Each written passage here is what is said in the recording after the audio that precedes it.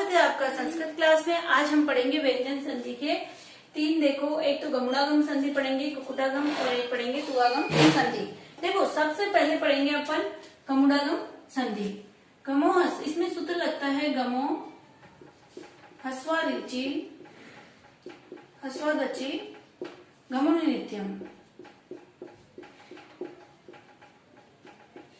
देखो, गमो हस्वादिची यानी कि ग म और न, इसके बाद में यदि हस्व आए, हस्व स्वर आए, उसके बाद तो उसके बीच में क्या आ जाता है? गमन के बाद में हस्व स्वर आए तो उसके बीच में क्या, किसका आगम हो जाएगा? गमन का आगम हो जाएगा। गमो गमन, हस्वादिची हस्व आए, हस्व अची यानी अच्छ स्वर, उसके बाद में तो क्या हो जाता है? गमन का आगम हो जाता है। ठीक है, आगम हो जाता है। देखो कैसे, जैसे प्रत्यंग, प्रत्यंग आत्मा, यहाँ पे क्या स्वर आया है? आत्मा। अब देखो यहाँ पे क्या हो जाएगा? प्रत्यंग, प्रत्यंग, उसके बाद में ग का आगम हो जाएगा आत्मा। ठीक है, अब क्या होएगा? जैसे देखो क्या शब्द बनेगा? प्रत्यंग, उसके बाद में ग में आम एक स्वर गात्मा। ठीक है, इसी तरह से नेक्स्ट और देख लो, एक आध एग्जाम्पल और देख लेते हैं अपन।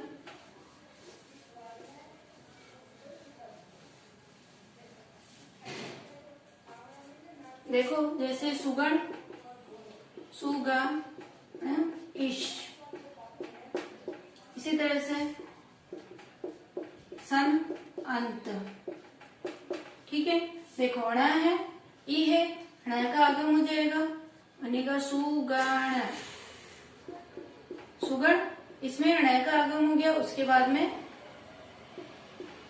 इश, मिलाने पर बनेगा शु ग णी श।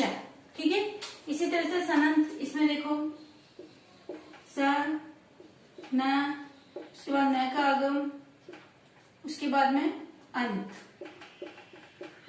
सनंत, सनंत। आगे समझ में, गम में गम का आगम हो जाता है। ठीक है, अब है कुक्कुटागम संधि।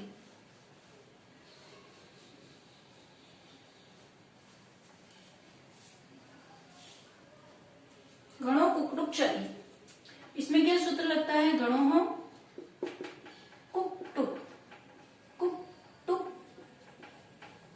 क्षरी, गणो कुक्कुट क्षरी। अब देखो यहाँ पर क्या है? गण, गणो, गण।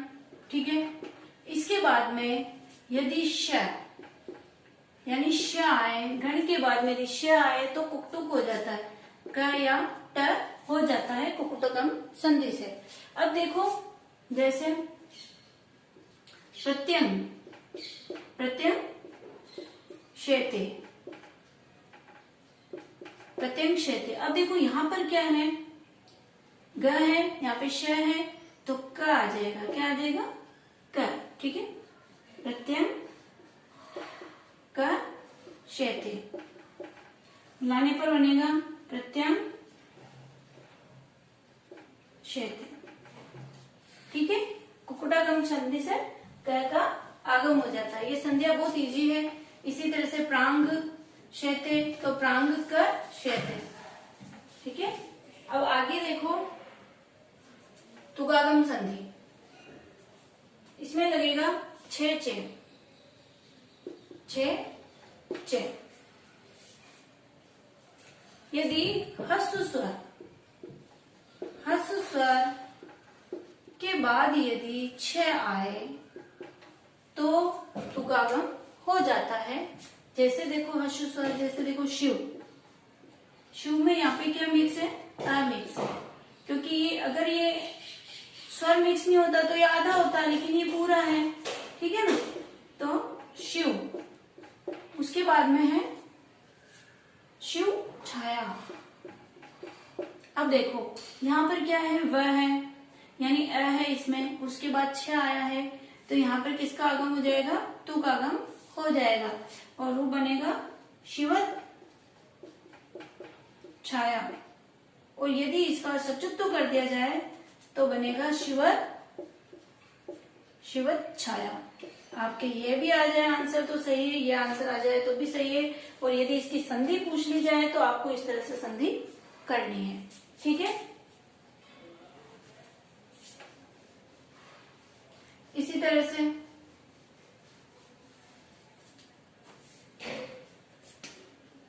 परि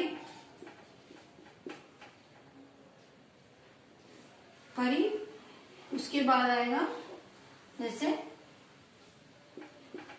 परिच्छेद, छेद, परिच्छेद।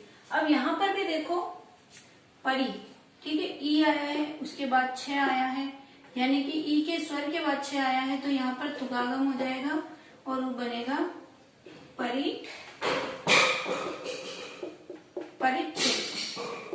ठीक है, और यदि सुचित्व कर दिया जाए तो बनेगा परिच्छेद।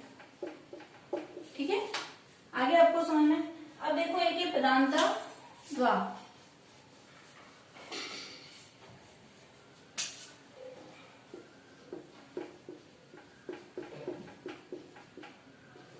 पदांता द्वा।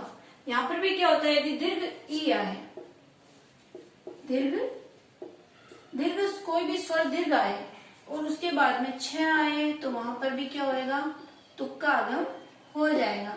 ठीक है, जैसे देखो लक्ष्मी, लक्ष्मी, उसके बाद छाया। अब यहाँ पे देखो दीर्घ ई है, उसके बाद छ आया है, तो यहाँ पर तुक्का आगम हो जाता है। ठीक है ना, लक्ष्मी छाया, यानी डायरेक्ट इसमें सुचित्व कर दिया मैंने, लक्ष्मी छाया, रूप बनेगा लक्ष्मी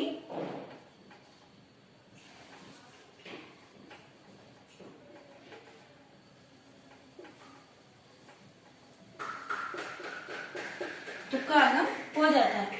ये विकल्प से होता है, क्या होता है, ये विकल्प से होता है, पदांता वा यानी विकल्प से होता है। ठीक है, और यदि नहीं होता है तो रूप बनेगा लक्ष्मी छाया।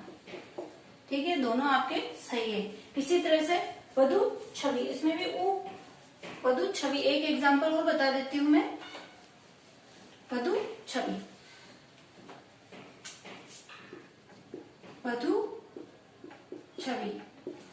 अब यहाँ पर भी देखो ऊ आया है, दीर्घ ऊ है, उसके बाद में क्या आया है, छ आया है, तो यहाँ पर भी तुगागम हो जाएगा, तुगागम हो जाएगा। मैं डायरेक्ट सचित्व कर देती हूँ। ठीक है, तो यहाँ पर क्या हो जाएगा, वधु छवि।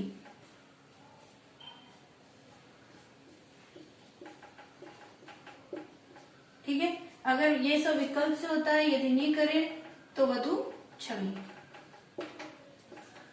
दोनों सही है। ठीक है, आपको व्यंजन संधि आपको अच्छे से समझ में आ गई होगी। अब आगे आने वाली वीडियो के लिए आप चैनल को सब्सक्राइब करें और वीडियो को लाइक और ज्यादा से ज्यादा शेयर करें। बाय।